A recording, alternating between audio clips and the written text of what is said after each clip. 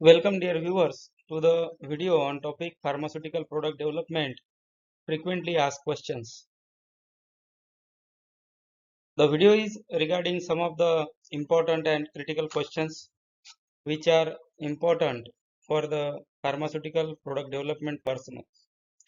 Also the professionals who are working onto different pharmaceutical product development, whether these are the novel formulations, hybrid formulations or the generic formulation for various markets.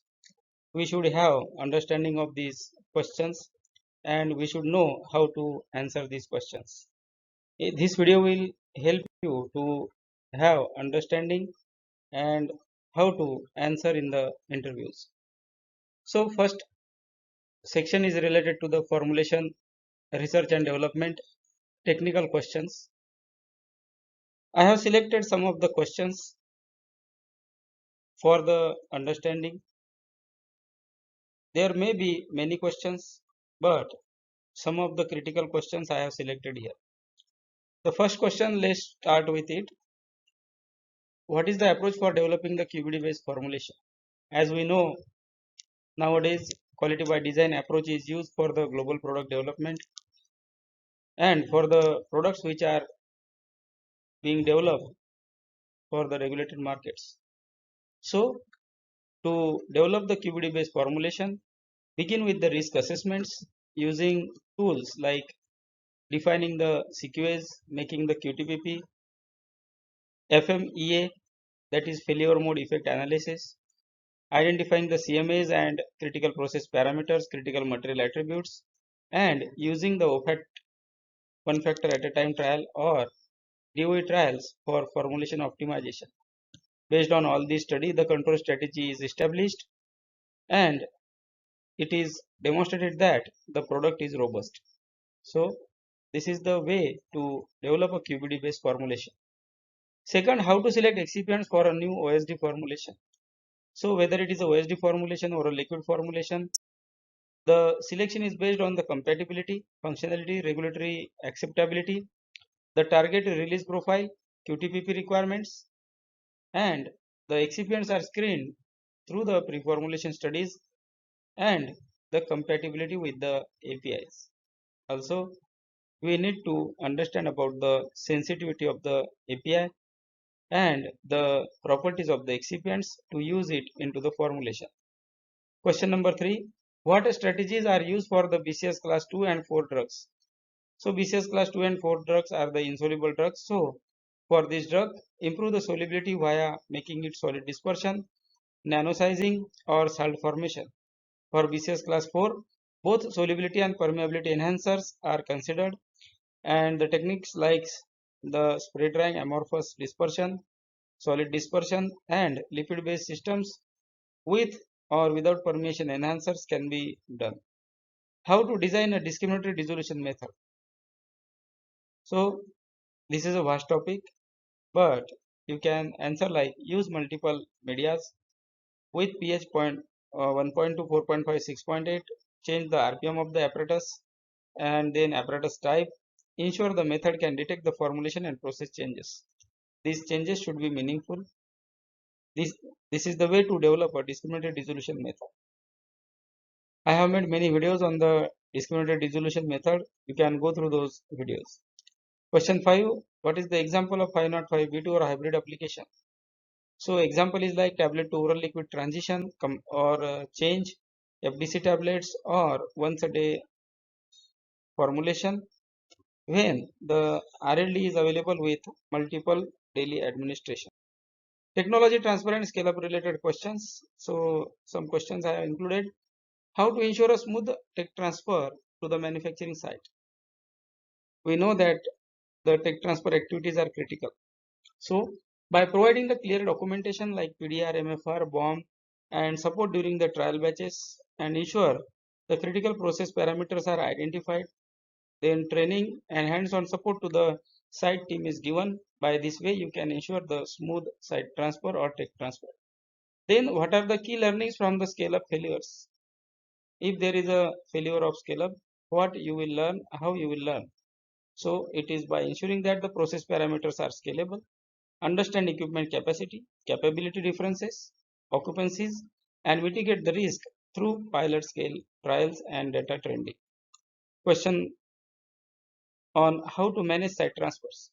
So we need to conduct the gap assessment, what are the equipments, how the process will go there at different site, ensure the process validation at the new site, and align the analytical methods and raw materials across the locations. So this is regarding the tech transfer, site transfer, and the scale up. Then stability and impurity control related questions. It is very important to know. The question is how to justify dissolution specification for the IR tablets. So it is based on the RLD profile, dissolution up to similarity, dissolution profile similarity, comparative dissolution profiles, then BE batch data correlation or biobatch data correlation if available, and ensuring the discriminatory capability of the resolution method. Second question, what approach is to follow for impurity justification? You can evaluate the impurities and their limits based on the guidelines. Evaluate the qualification thresholds as per the ICH, toxicological risk assessments, carry over from the APIs, excipients, and the process impurities. Also, you can have the data of stability in different packages and select the robust formulation process and the packaging system. How you handle the stability failures? So if stability failure is there, then we need to perform root cause analysis, review the packaging materials, formulation, composition, formulation robustness, and the manufacturing data. And then we can optimize the formulation process if needed. Then some of the formulations are very sensitive to the accelerated condition. For that time, we can evaluate the data on the lower temperatures like intermediate data and the long-term data. Regulatory affairs coordination questions. What documentation is required for the ANDA submission? So ANDA is a generic application for US market, and for this PDR stability data, COAs of the batches, BE data, that is bioequivalence data, MFR bomb, bill of material, dissolution profiles, impurity justifications, and many other documents are required. How do you support the responses to FDA queries? So regarding the regulatory queries, we need to work on the formulation process. We need to align with different departments like RA. We need to work closely with RA to provide scientific rationales, perform additional experiments if needed, and respond to the queries within the timelines. What are the exhibit batches in the ANDA? These are the pilot commercial scale GMP batches used for the demonstration of stability, bioequivalence, and process validation. Minimum 3 batches are required for the regulatory submission. Then team and project management related questions. How to prioritize multiple R&D projects? If you have a number of projects, how will you handle it? So first assess the regulatory timelines, check the resource availability and strategic business goals. By that you can prioritize the products or projects, and then weekly reviews will help you to ensure the alignment. Analytical interdepartmental collaboration. How to collaborate with ADL or QA or other departments during the development. So we need to engage with the department at the early stage. It is very critical. Align on the specifications, method validation needs, and review the out of specification or out of trend data jointly. Discuss the problems and find the solutions. Then what is the RLD? So what is the importance of RLD? Sourcing RLD and materials. So RLD is the reference product for the generic product development. Sourcing of RLD can be done and other materials can be done by identifying the global RLD sources, material sources, managing the test and import licenses for the same, and ensuring the GMP compliance for the raw materials. Then questions related to innovations, challenges, and intellectual property. Provide the example of formulation challenge. So there was a, you can say that there was a poorly soluble API, and optimization of the poorly soluble API using HMA based amorphous dispersion to improve the resolution and avoid the use of surfactant was the challenge, and it was solved.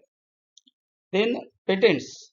If you have any patents on your name or if you have worked on the patents, then you can provide that information as per your specific work.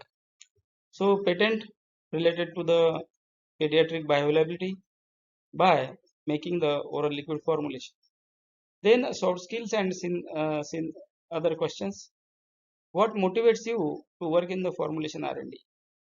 So if you are passionate to solve the problems, you can answer like solving the complex formulation problems and puzzles and launching life-saving generics or innovative formulations in the market for the patients at affordable prices excites me or it motivates me. How to handle pressure and strict deadlines. As we know, for the product development, there are always strict timelines. So prioritization, delegation of the work and constant team alignment and discussions, meetings can help you to do the work smoothly. These are some of the questions. There are many questions, many frequently asked questions on the pharmaceutical development, but some of the questions I have tried to include here. I request you to go through my channel playlist. You will get many more videos. More than 475 videos are there for your easy learning. Now this channel is provided with a Autodub option. You can learn in many languages by switching to the Autodub option. Thank you for watching the video.